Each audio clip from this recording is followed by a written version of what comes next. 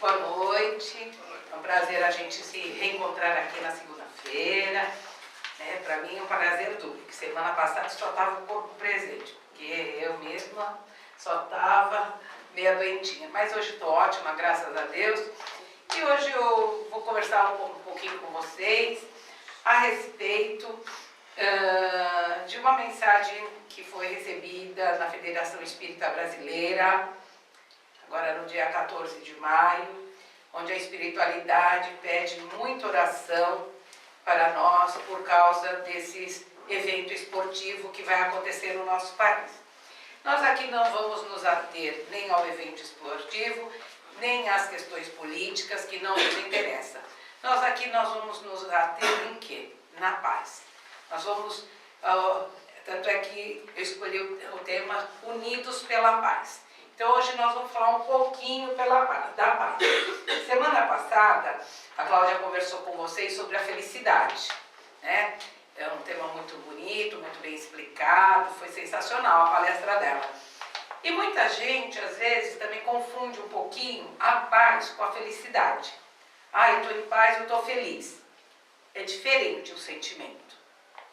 A paz é um sentimento de dever cumprido. É quando você sente dentro de você que você cumpriu retamente as tuas tarefas aqui. Então, por isso que você sente aquela paz, que nós chamamos de paz interior. Não são todas as pessoas que conseguem sim ter esse estado de espírito, porque na verdade a paz é um estado de espírito, assim como os outros sentimentos. Todos estão dentro do nosso espírito. Então vocês vão falar para mim, afinal, o que é a paz? Então, uns vão dizer, é um estado de espírito, outro, harmonia entre os seres, outro, consciência tranquila, dever cumprido, sensação de felicidade. A paz é tudo isso e muito mais. Quando Jesus falou aos apóstolos, eu vos dou a minha paz, eu vos deixo a minha paz. O que Jesus quis dizer com essa paz? Jesus quis dizer a eles que estava passando para ele o estado de espírito que ele já vive da paz, que é da missão cumprida, de todas as leis naturais estar harmonicamente vivenciadas por ele, porque a paz, ela faz parte da lei do amor, que é uma lei da natureza. Então, nós temos que buscar nessa natureza, nessa harmonia, uns com os outros, esse amor, essa lei, que ela é impregnada dentro do nosso espírito desde o momento da nossa concepção, não concepção física, mas concepção de espírito, quando Deus nos cria. Então Deus, no momento da criação, coloca dentro de nós todas as leis que regem o cosmos, porque essas leis, elas não ocorrem somente para nós, habitantes do planeta Terra. Elas são leis imutáveis que regem todos os outros órgãos, todo o universo. Por isso nós temos conhecimento, e o Livro dos Espíritos nos explica, dos diferentes tipos de mundos que existem. Os mundos atrasados, os mundos de provas primitivos, os de provas e expiações, que é o nosso, de regeneração, os mundos felizes. Lá, nos felizes, como nos mais atrasados, essas leis predominam. E essas leis, elas não mudam jamais. São as leis que regem todo o universo. Só que nós, seres humanos, que trazemos tudo isso conosco, nós ignoramos essas leis. Nós temos dentro de nós a certeza do que é o certo e do que é o errado. Mas, quando gostamos de praticar o erro, abafamos a nossa consciência. E aí desfilamos fazendo todas as coisas erradas por várias e várias passagens aqui na Terra. Umas nos arrependemos, outras não. Vamos sendo repetentes, vamos continuando sendo iguais, até que um dia aquela consciência nossa, que está ali abafada, guardada as 7 chaves, ela explode e aí ela começa a nos cobrar. E aí essa cobrança é difícil, porque nós realmente vamos passar por um momento de sofrimento muito grande conosco mesmo, as nossas dores, que são dores da alma, que não tem remédio para beber, porque a dor do remorso dói mais do que qualquer doença mais grave dessa terra. E o único remédio para as nossas dores é a transformação, a evangelização e a nossa conscientização de que aqui estamos, não a passeio, mas com alguma tarefa que nos foi derrogada. Então vamos lá, eu vou ler um pedacinho dessa mensagem. Não, eu vou ler ela toda, mas a gente vai conversando, né? Então, essa mensagem mediúnica foi recebida na Federação Espírita Brasileira, lá em Brasília, pelo médium João Pinto Rabelo e psicofonicamente pelo espírito José do Patrocínio.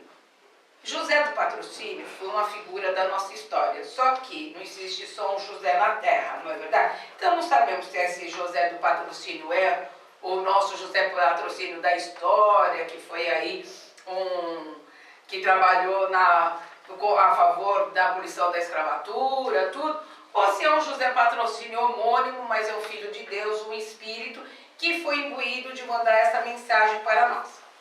Então diz assim, José do Patrocínio nos alerta sobre os últimos acontecimentos de perturbação da ordem que vem acontecendo no Brasil e dos acontecimentos que estão por vir com o evento da Copa de Futebol. Bom, gente, vamos conversar esse pedacinho. O que está acontecendo no Brasil? Não é só no Brasil.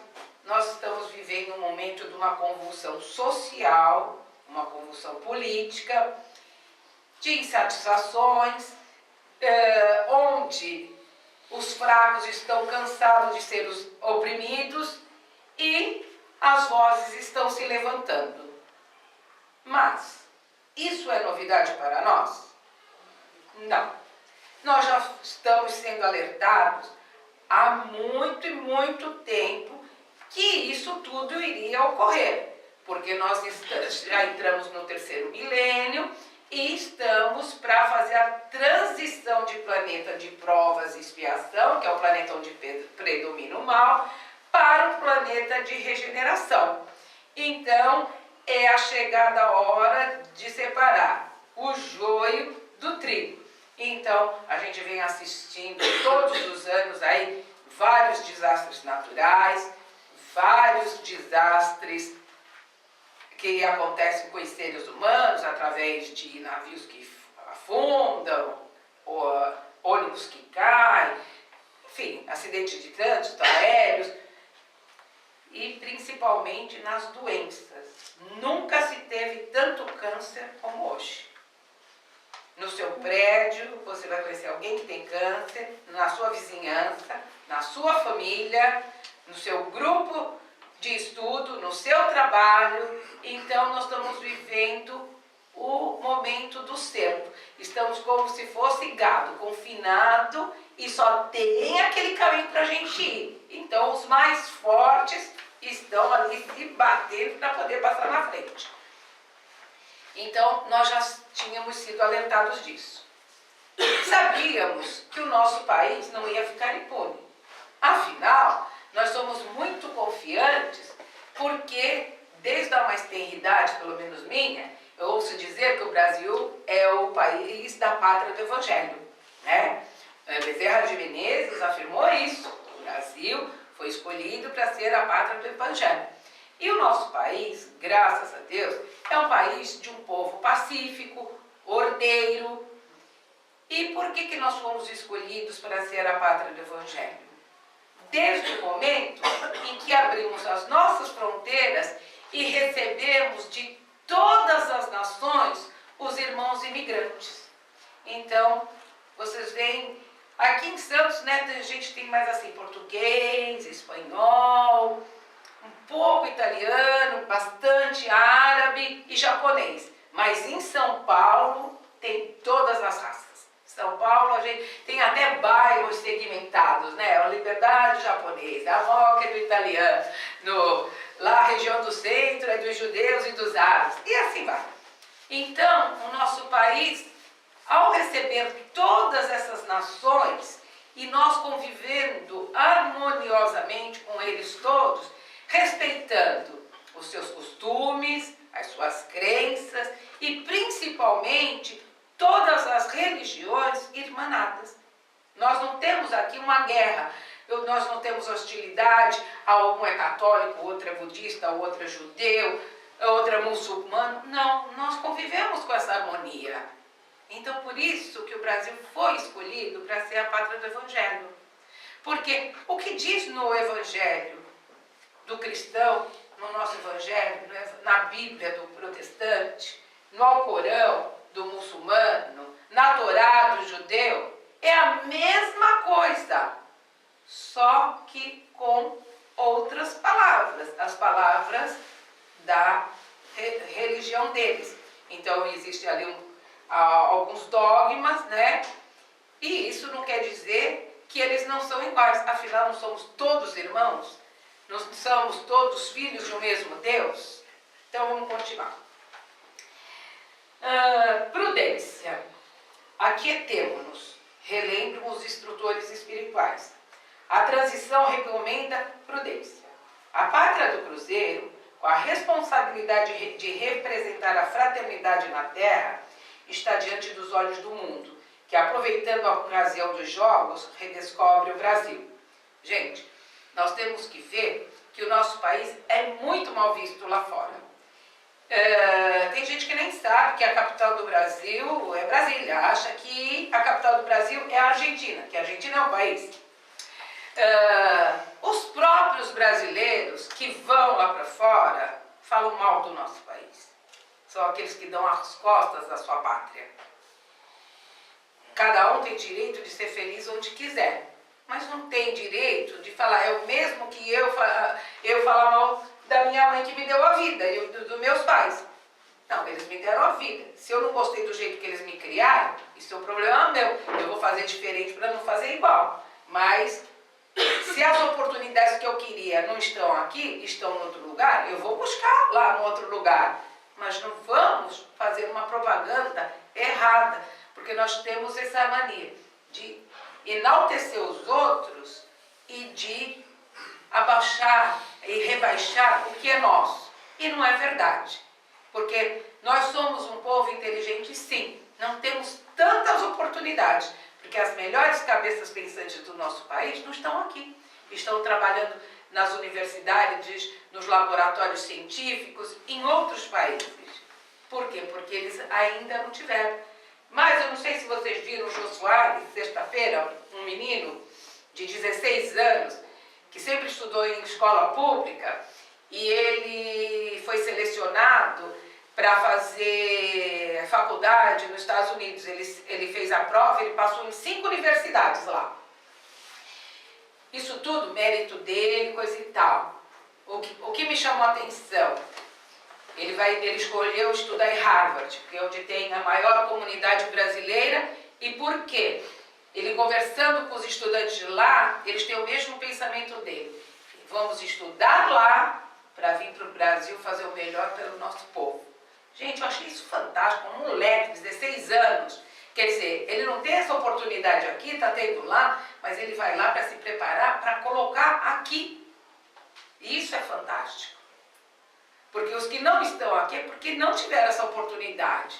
Porque, infelizmente, nós ainda não alcançamos esse patamar de nos preocuparmos com a educação, com a saúde, né? As pessoas ainda não entenderam muito bem isso. Confundem poder com ganância. As pessoas querem ter e não sabem exercer o poder. Mas isso é um problema deles, a consciência deles é que vai cobrar eles, não somos nós, né? Então vamos lá. Colocamos-nos nesse momento à disposição dos benfeitores para pedir bênçãos para a nossa gente, para a nossa terra, para nosso torrão natal. E percebemos o cuidado dos espíritos nobres que representam os pais da pátria para zelar pelo equilíbrio, pela prudência e pela ordem. Os benfeitores nos recomendam prudência, aquietarmos antes de acelerarmos, paciência antes que a preocupação maior. e oração antes que o recém. Os nossos amigos maiores pedem que nos habituemos nesses dias, amanhecer orando pela pátria, durante o dia mentalizar a paz na pátria, ao adormecer orar pelo equilíbrio da pátria, porque o mundo espiritual nobre, certamente cuidando de nós, cria as condições de defesa para que os acontecimentos ocorram com equilíbrio, para que a ordem não se deixe vencer pela desordem, para que a prudência nos conduza com equilíbrio à condução dos processos de mudanças necessárias. Os irmãos infelizes, acostumados à balbúrdia, à desordem no mundo espiritual inferior, querem aproveitar também no seu trabalho organizado, chamar a atenção do mundo, desmoralizar o grande programa de Jesus para o Brasil. Por isso, em nome deles, nós queremos pedir aos nossos companheiros o hábito da oração em favor da paz. Bom, a gente sabe que tem uma grande cruzada dos espíritos inferiores contra o Cristo. Eles querem derrotar o Cristo. E como eles acham que vão derrubar o Cristo? Primeiro, escravizando as mentes, tornando as mentes dependentes, doentias. Outra, levando a instabilidade, a insegurança, o medo entre as pessoas, disseminando entre as pessoas isso. Terceiro, a descrença, porque muitas pessoas, quando veem tantas coisas acontecendo, eu já ouvi falar, e diz ainda que existe Deus, onde está Deus nessa hora? Deus está onde Ele tem que estar sempre. Ele está velando por todos nós. Mas onde estamos nós quando Deus conta com a gente? Estamos sentados na nossa casa, comodamente, não é perto de mim, não quero saber, não me interessa. Até quando é a interrogação? Por quê? Se nós tivermos um cataclisma aqui, ou um maremoto, um tsunami, um terremoto,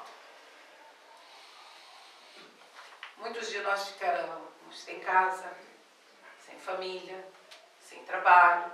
Se nós tivermos uma guerra civil, que nem a gente assiste lá na Síria, as pessoas que tinham suas casas, seu trabalho, tudo, e hoje moram onde? Em barracas, fora aqueles desencarnes todos, né? Pessoas que a família toda foi dizimada. E nós vamos falar, não tenho nada a ver com isso. Não está perto de mim? Pode não estar do meu lado, mas está dentro do meu contexto como criatura humana. Afinal, eu faço parte disso aqui. Eu sou integrante disso daqui. E então, se eu estou aqui para somar, não para diminuir. Então, nós temos que falar, bom, não está perto de mim, mas eu posso fazer a minha parte. Aí vocês vão falar, Lúcia, você está falando aqui pra gente, somos hoje aqui umas 30 pessoas. É verdade, bem poucos, 30 pessoas, ou 40.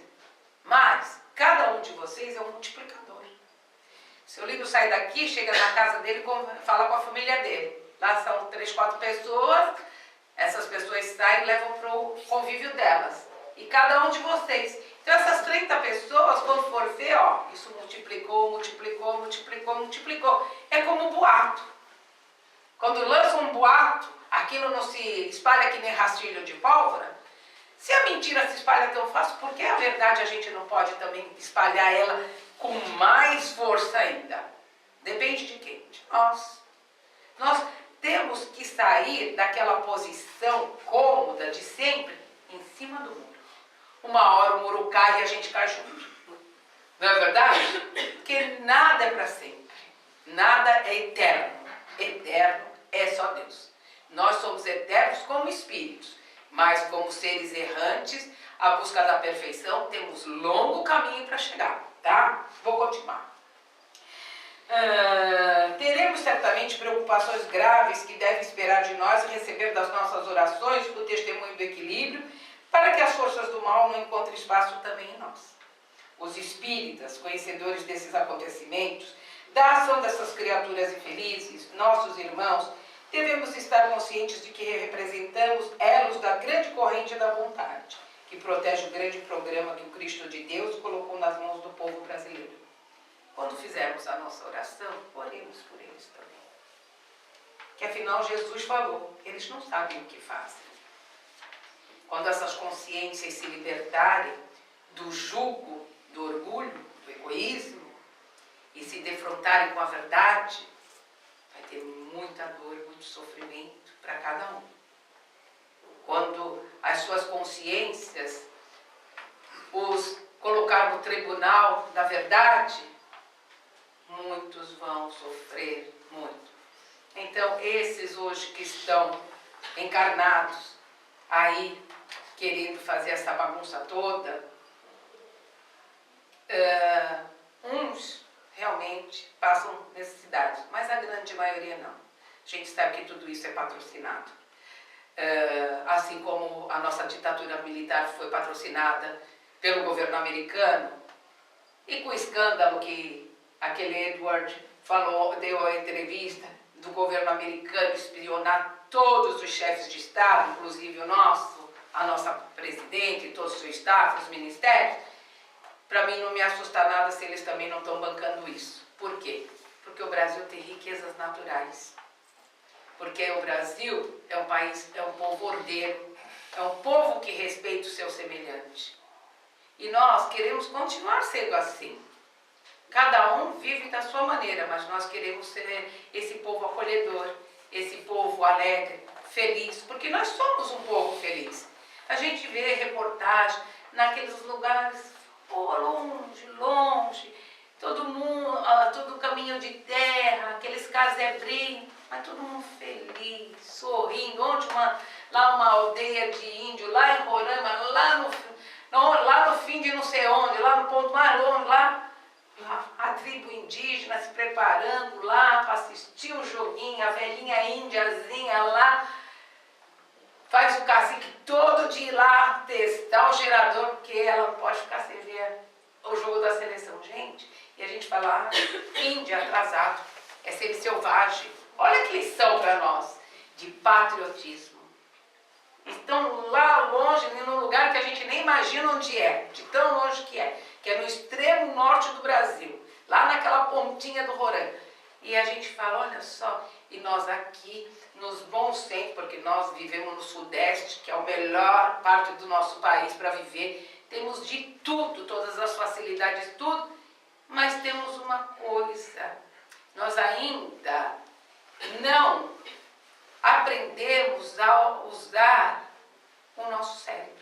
Que o Emmanuel fala que a distância entre o cérebro e a boca é muito grande. Dá tempo da gente pensar e calar.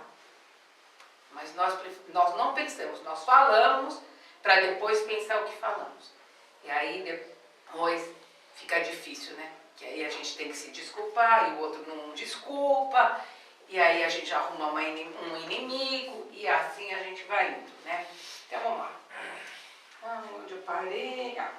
Orando juntos, estaremos ligando as forças vivas da bondade, que emana do coração do nosso Mestre, o Cristo de Deus.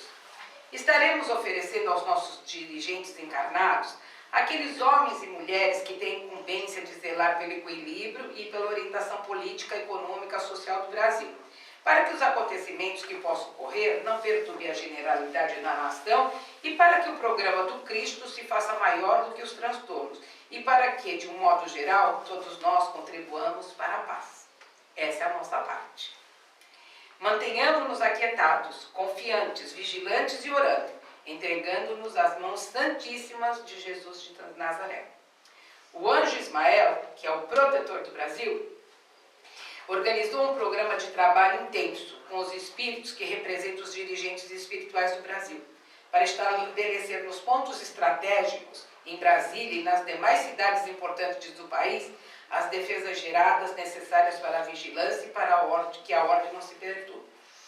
Então, gente, a gente sabe que o plano espiritual, ele trabalha de uma maneira super organizada. E assim como as nossas casas têm defesa, as casas espíritas, os templos têm defesa, né? A gente entra aqui na casa espírita, somos bem recepcionados, mas a maioria daqueles que nos acompanham, eles não entram. Por quê? Porque tem uma faixa vibratória que não permite que eles entrem. Então, muitas pessoas têm assim um olhar meio errado, porque acham assim, que todos os espíritos entram na casa espírita. Não. Os espíritos que entram na casa espírita são os convidados e os que são buscados. Eles não têm. Eu li um livro onde o personagem lá, ele estava desencarnado há 20 anos. Passou por várias etapas, coisa e tal. E o filho dele frequentava uma casa espírita. Durante um ano ele ia com o filho. Quando chegava lá, a barreira fluídica não deixava ele entrar. E um dia ele chegou lá e ele viu que o filho dele não foi. Ele falou, vou embora, porque hoje meu filho não veio. Eu ouvindo com meu filho, eu já não entro, imagino meu filho não vindo. Na hora que ele ia se retirar, um irmão, trabalhador da casa, desencarnado, convidou ele, vamos entrar. Ele falou, mas o meu filho não veio. Mas hoje é o dia que você é convidado para entrar na casa. E aí ele entrou, e lá ele foi tratado, foi encaminhado para o trabalho de orientação, depois ele foi estudar, até ele fazer todo o ciclo dele, até poder retornar novamente para o planeta Terra. Então a gente acha que todos os espíritos entram aqui. Não, somente os convidados. Então muitos de nós que vêm acompanhado, que todos nós, a gente vem acompanhado de espíritos bons e também de espíritos tão bons assim, mas de irmãos que simpatizam conosco, ou são nossos familiares, ou são nossos algozes, e que nos acompanham, mas que ficam lá fora. E não podem entrar. Só vão entrar o dia que eles forem convidados. E assim é a espiritualidade. Então vocês veem que trabalho, que essa espiritualidade que cuida do nosso país, né, está tendo em fazer toda essa crosta fluídica em todos os lugares que vão ter esses acontecimentos. Olha que trabalho a espiritualidade está tendo. E eles só estão pedindo uma coisa para nós, colaboração. E qual é a colaboração? É a oração. É a gente orar pela paz, vibrar pela paz.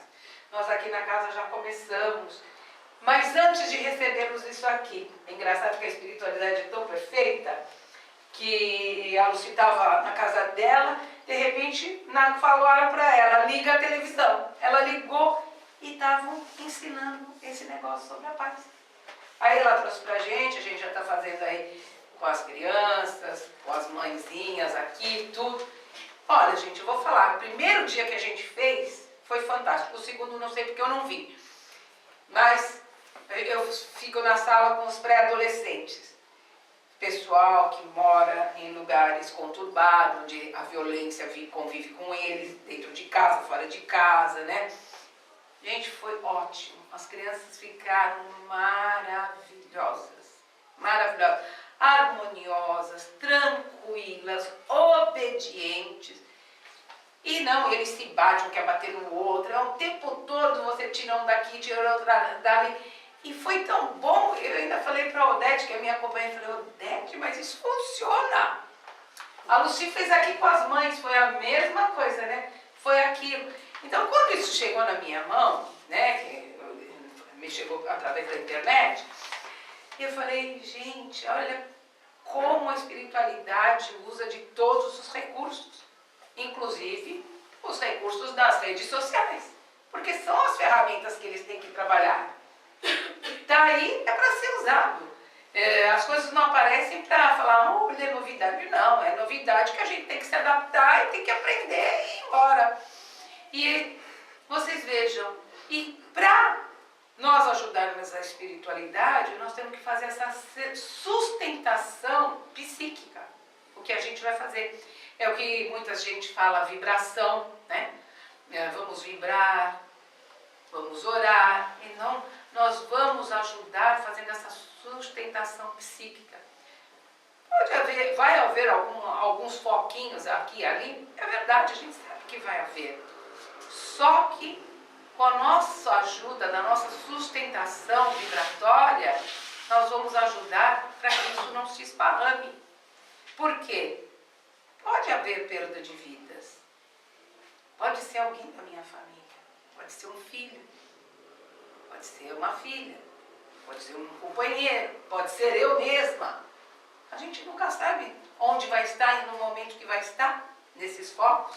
Então a gente tem que se prevenir e temos que ajudar a espiritualidade. Vamos lá. Eles dizem assim: não tenhamos receios, confiemos atentos. Olha que força, não tenhamos receio. Por quê? Porque o medo já faz com que a nossa vibração caia e aí a gente não ajuda, a gente precisa de ajuda. Então temos que, não, eu confio em Deus, eu confio em Jesus, eu confio na espiritualidade. Não tenho o que temer. É isso, nós temos que ser firmes. Que eu estou lendo um livro, relendo um livro do André Luiz, que chama No Mundo Maior, e ali fala muito dos pensamentos negativos, as larvas mentais que formam no nosso cérebro e depois que materializa como doença, e que às vezes os médicos têm dificuldade de falar, é uma doença nova, é um caso raro, coisa e tal. É raro nada, são os nossos pensamentos, mas às vezes não é nem dessa vida não, é de muitas vidas que a gente vai tendo sempre aquele negativismo, tudo, e aí o que acontece? A gente vai criando aquelas larvas mentais que elas vão cada vez mais se incrustando no nosso cérebro, fazendo aqueles pontos escuros. Então quando a gente vai lá e faz uma ressonância magnética, aparece. E os médicos falam, mas o que será isso, o que não será? Bom, não tem um tumor, não tem nada aparente, vamos ver, vamos avaliar, daqui a um tempo vamos fazer de novo. Então por isso que quando as pessoas vão fazer um tratamento espiritual, que está doente, 100% do resultado depende só da pessoa e não da espiritualidade. Porque nós gostamos de transferir para os outros os nossos problemas. Então a gente vem na casa espírita e fala, eu transfiro aqui os meus problemas, se virem com eles, gente. Se arrumou, você vai ter que dar um jeito. A espiritualidade vai fazer o que no seu tratamento espiritual? Ela vai te dar força, ela vai te ajudar melhorando essas energias pesadas que você tem no teu perispírito, mas é você que vai ter que fazer o teu caminho. Não adianta o médico receitar um remédio para mim e eu pôr dentro da gaveta. Aí eu volto lá, o doutor não melhorou. Nadinha. A senhora tomou um remédio? Ah, não, deixei na gaveta. A gaveta não está doente, eu que estou doente. Então a gente tem que entender isso, porque nós queremos resultados imediatos. Nada imediato. Gente, para a gente nascer demora 9 meses. Para o laboratório da vida mandar para o mundo outra vida é 9 meses que esse laboratório trabalha diuturnamente. E por que nós achamos que vamos entrar na casa espírita e lá vai ter um clique e a gente vai sair de lá sem nada? Não existe isso. A gente tem que ter essa conscientização. Faz o evangelho. Mas eu não gosto de fazer o evangelho. Faz oração de perdão. Mas eu não tenho nem certeza se eu fiz alguma coisa para alguém. Mas não faz para ninguém, faz para você mesmo. Porque se você já tem a má vontade de não fazer para você, como é que você quer ser ajudado se você não se ajuda?